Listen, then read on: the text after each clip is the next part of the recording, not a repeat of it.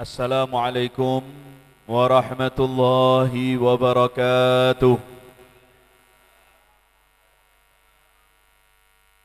Nawaitu ta'alluma wa ta'lim wa tadhakkura wa tadhkir wal naf'a wal intifa' wal ifadah wal istifadah wal hatha ala tamassuki bi kitabillahi wa sunnati rasulih sallallahu alaihi wasallam wa du'a ila al huda wa dalalata ala al khair ibtigha'a wajhillahi wa kurbihi wa mardatihi wa thawabihi subhanahu wa ta'ala. Bismillahi walhamdulillah wassalatu wassalamu ala rasulillah sayyidina wa nabina wa maulana Muhammad ibni Abdillah wa ala alihi wa sahbihi wa man walah wa la hawla wa la quwata illa billahil aliyyil azim, amma ba'd.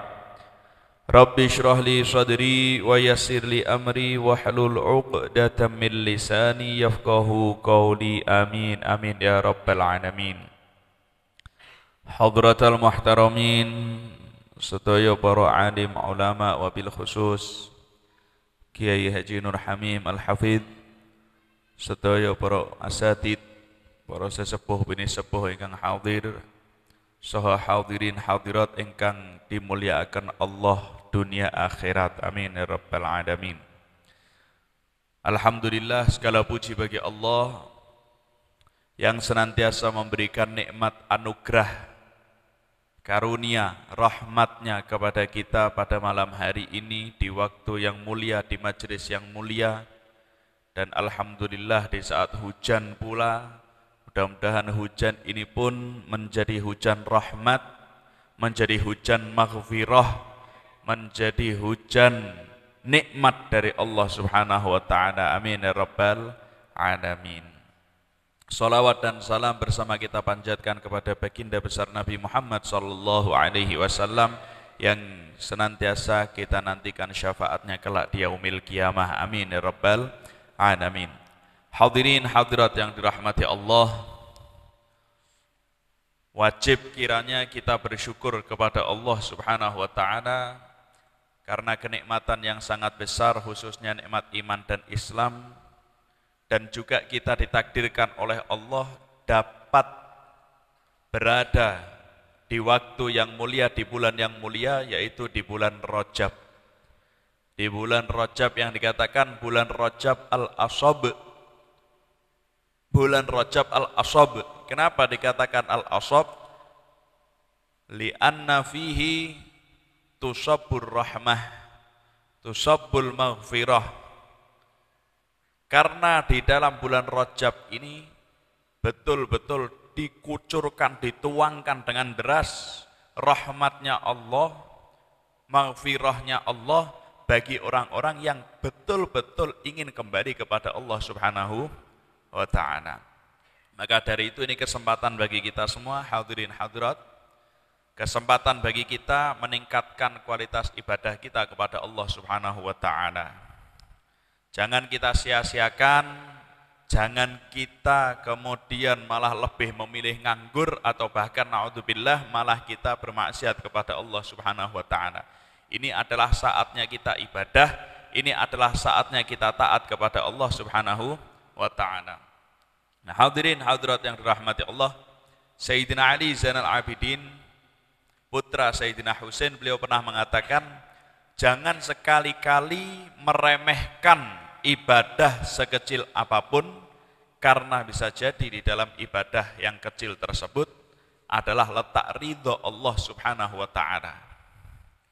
Mbok sampean gur salat 2 rakaat, mbok sampean nulung kancane, nulung sedulure, mbok sampean ibadah niku namung napa mindahke paku sing wonten teng dalan dengan niat supaya tidak ada orang yang terkena bahaya dari paku tersebut.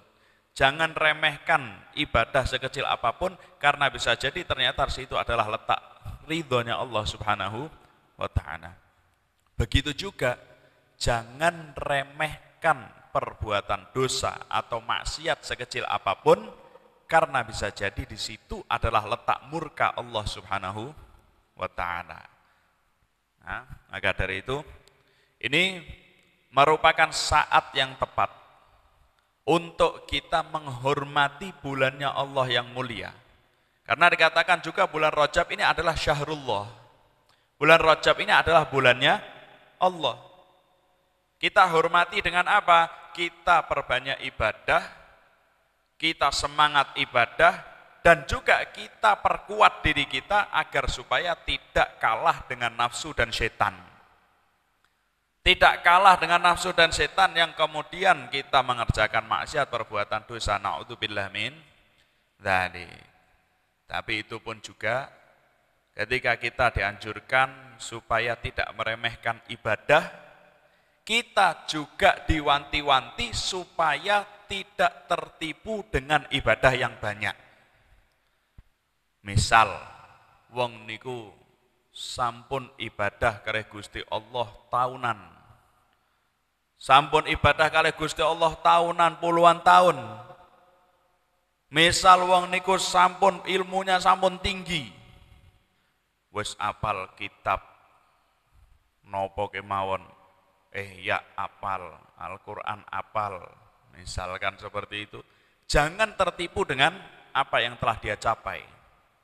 Karena satu ketika pernah ceritakan sebagian orang yang arif billah, pernah ada seseorang yang melihat kepada seorang arif billah, dia dalam keadaan sholat dan sholatnya itu betul-betul sempurna.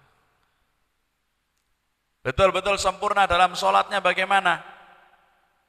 Dalam rukuknya, sujudnya, bacaan-bacaannya, semua sempurna dia lakukan. Sunnah-sunnahnya, apapun yang ada dianjurkan dalam sholat, disempurnakan sama dia. Orang yang melihat hal tersebut, kagum. Ahlan wa sahlan Habib. Orang yang melihat hal tersebut merasa kagum. Melihat orang itu sempurna dalam sholat, Masya Allah khusyuknya dalam sholat, kagum. Tapi orang yang soleh tadi mengatakan kepada orang yang terkagum-kagum melihat ibadahnya itu, orang yang soleh ngomong, sudah, hati-hati, jangan sampai kamu tertipu dengan lamanya berdiriku di dalam sholat, sujudku, rukukku. Kamu jangan tertipu dengan itu.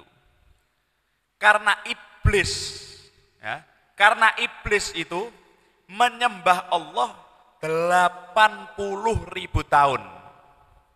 Sudah menyembah Allah 80.000 tahun, tapi ternyata itu tidak berfaedah untuknya. Nah, ibadahnya iblis 80.000 tahun itu ternyata tidak membawa manfaat untuknya. Sebagaimana yang kita lihat sekarang. Iblis dihinakan oleh Allah, dilaknat oleh Allah, celaka, dikutuk oleh Allah Subhanahu wa ta'ala. Dan itu semua karena apa?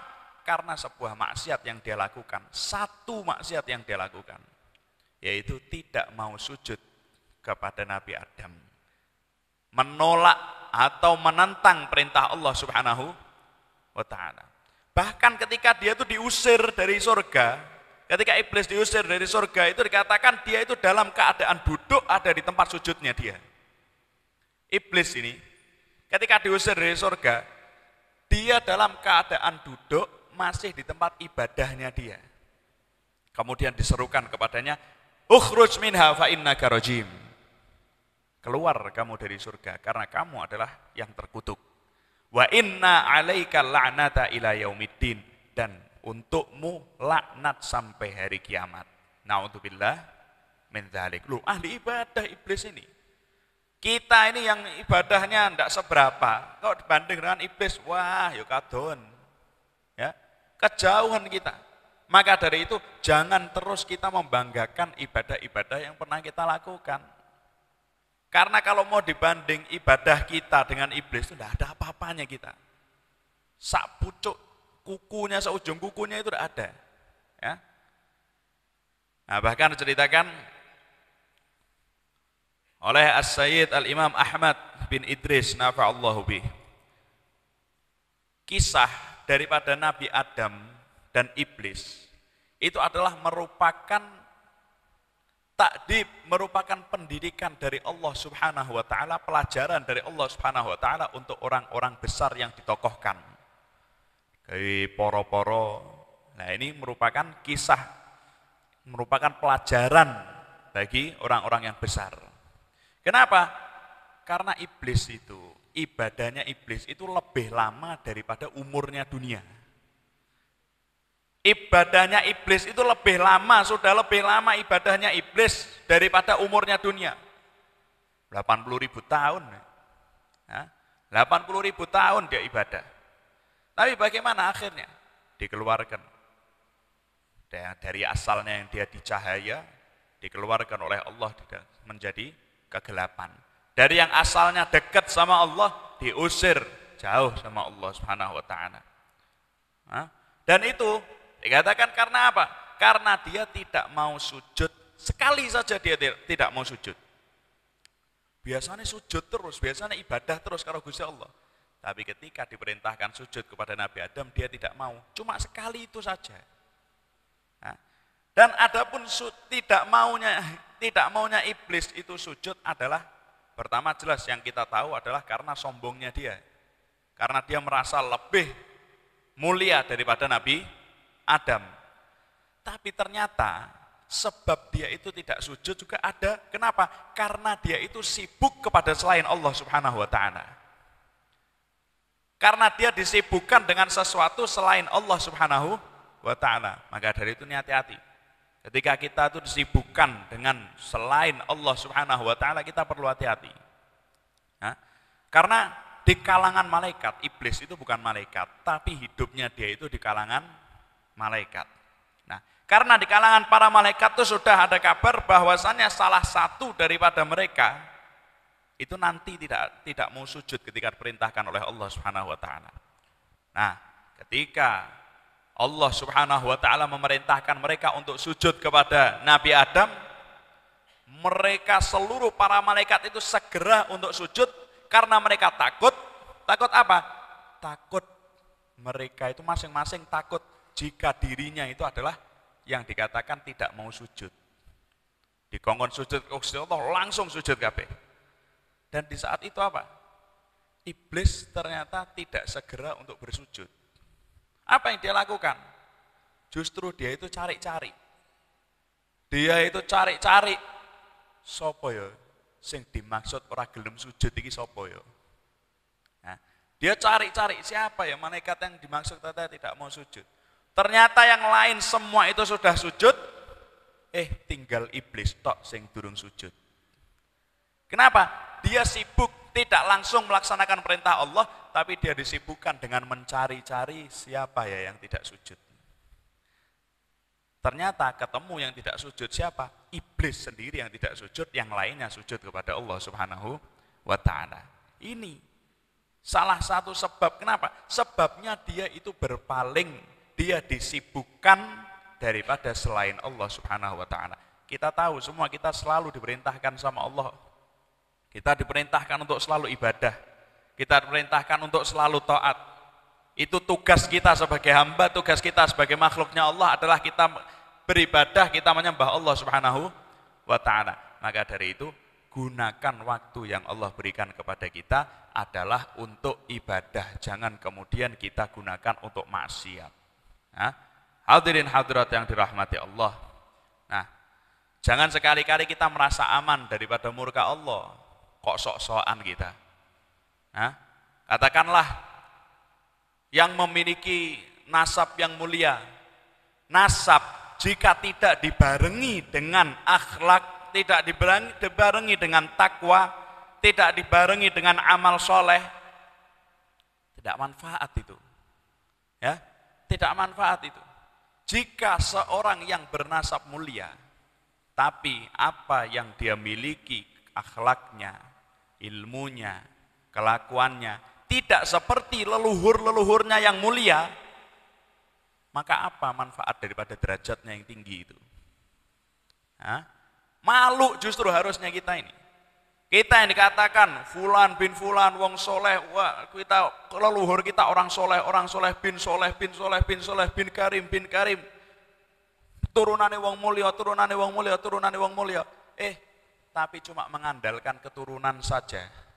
Tidak ada sesuatu yang dapat diunggulkan dari kita kecuali kita mengatakan, "Oh, ayahku seperti ini, oh, kakekku seperti ini."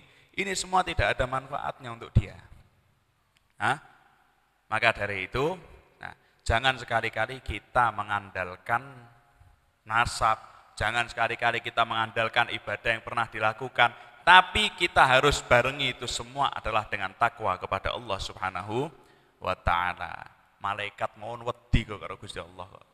Malaikat itu hambanya Allah yang tidak pernah maksiat. Kita hambanya Allah yang banyak maksiat. Kok kita sama sekali tidak pernah merasa takut kepada Allah, tidak ada perasaan takut azabnya Allah. Ketika terjadi pengusiran iblis itu, ketika iblis diusir dari surga, dikutuk, dilaknat sama Allah Subhanahu wa ta'ala, malaikat Jibril dan malaikat Mikail, dua-duanya ini mojok nangis. Nangis keduanya ini. Sampai Allah tanya kepada mereka, "Malakum tabkiyan?" Kenapa kalian berdua menangis?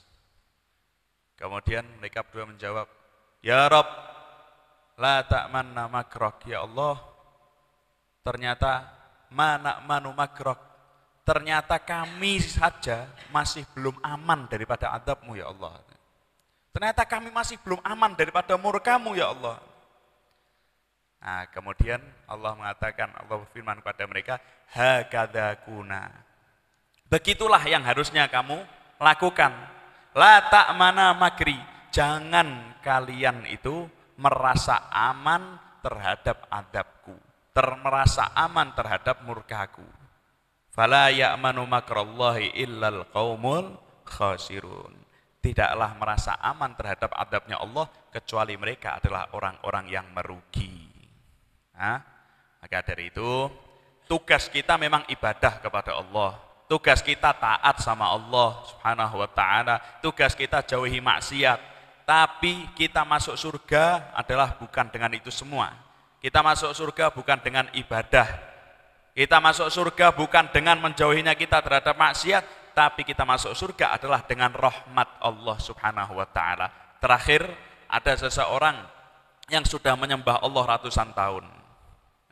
Kemudian ketika dia akan dimasukkan surga kepada Allah, oleh Allah Subhanahu wa ta'ala, dikatakan, "Kau masuk surga dengan apa?"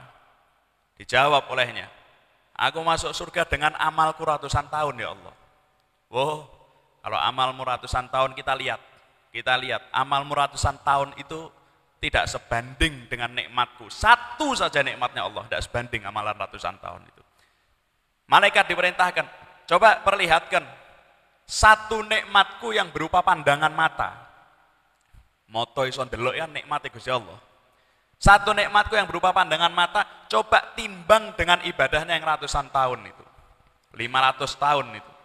500 tahun ibadah ditimbang sama satu nikmatnya Allah berupa pandangan mata ini.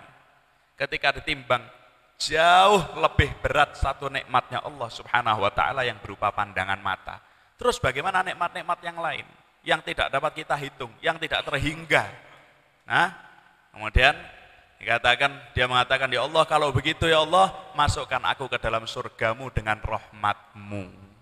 Maka dari itu tugas kita memang ibadah, tapi kita masuk surga adalah dengan ridha rahmat Allah Subhanahu wa ta'ala. Mudah-mudahan di waktu yang mulia ini, di bulan yang mulia ini, Allah Subhanahu wa ta'ala berikan kita kekuatan untuk senantiasa beribadah kepadanya dan senantiasa menahan diri, melawan nafsu, melawan syaitan. Dan mudah-mudahan Allah Subhanahu wa ta'ala berkahi kita di bulan Rajab, Allah Subhanahu wa ta'ala sampaikan dan berkahi kita di bulan Sya'ban, dan mudah-mudahan Allah Subhanahu wa ta'ala berkahi kita, sampaikan kita ke dalam bulan Ramadan dalam keadaan sehat walafiat, semangat ibadah. Amin amin ya rabbal alamin. Rabbi fanfa'na bi barakatihim wa hdinal husna bi hurmatihim wa amisna bi tariqatihim wal mu'afati minal fitani hadza minni wal afu minkum. Assalamualaikum warahmatullahi wabarakatuh.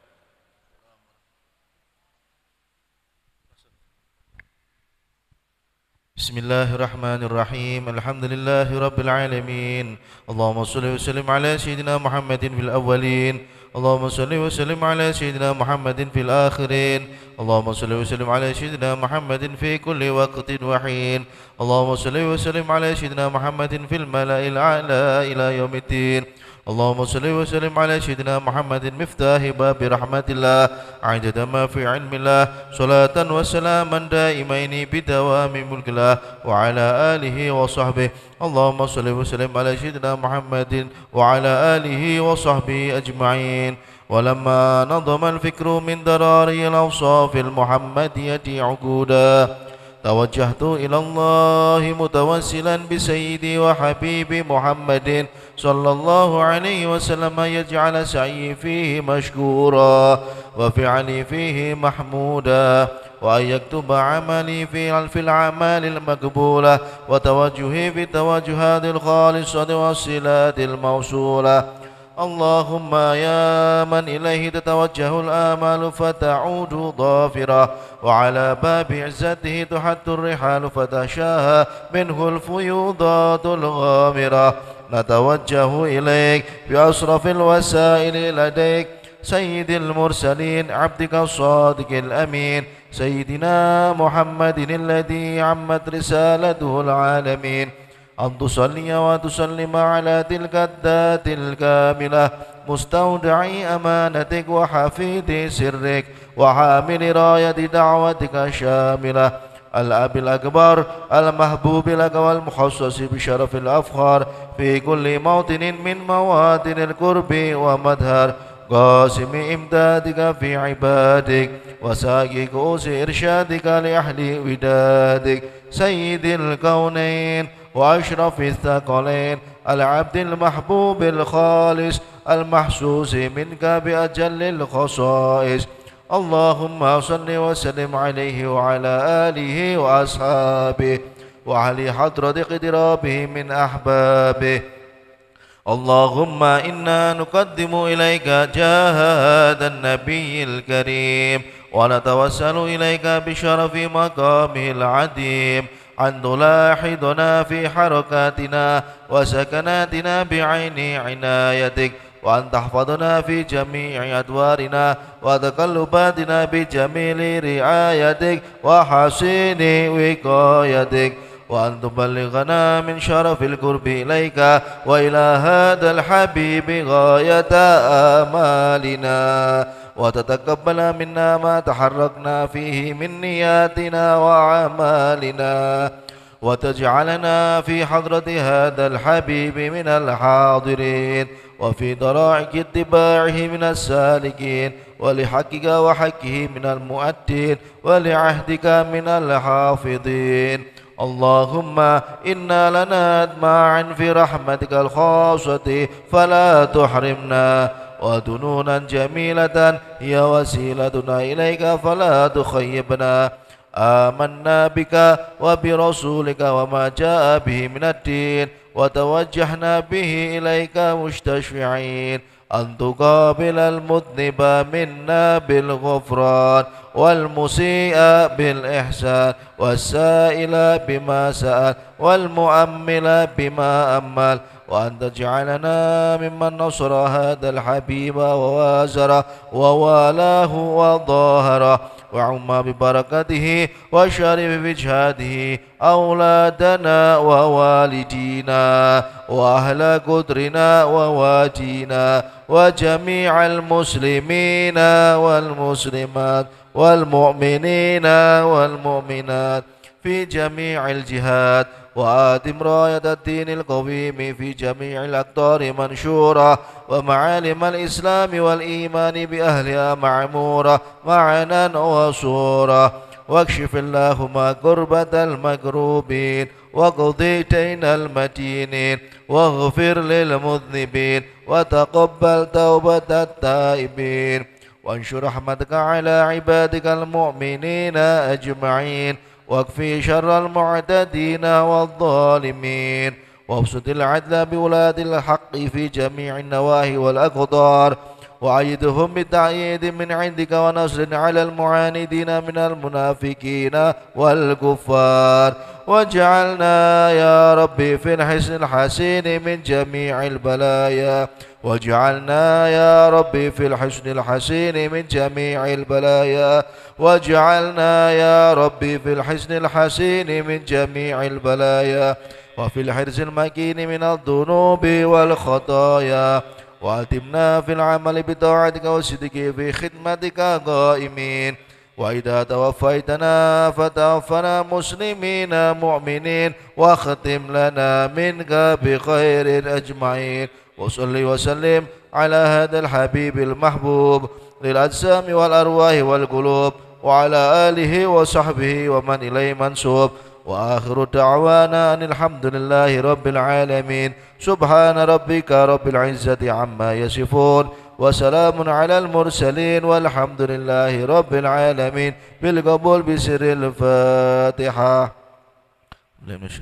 بسم الله الرحمن الرحيم الحمد لله رب العالمين الرحمن الرحيم مالك يوم الدين إياك نعبد وإياك نستعين اهدنا الصراط المستقيم صراط الذين أنعمت عليهم غير المغضوب عليهم ولا الضالين آمين.